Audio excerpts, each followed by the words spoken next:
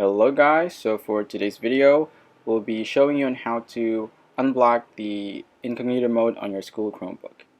First off, go to the URL link and then type in 52.207.185.90, and then what you want to do is highlight that set of numbers that we just typed in and then copy that or cut, and then go to the settings option on your Chromebook, and then on the left tab, as you can see, kindly click on Network, and then under Network you can see Advanced, but below that you can see Network again. Click on that and then it will show you the name servers.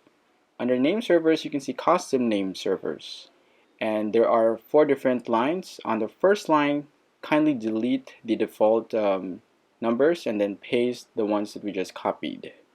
And then what will happen is there will be a prompt on the right bottom side. Click Open New Tab.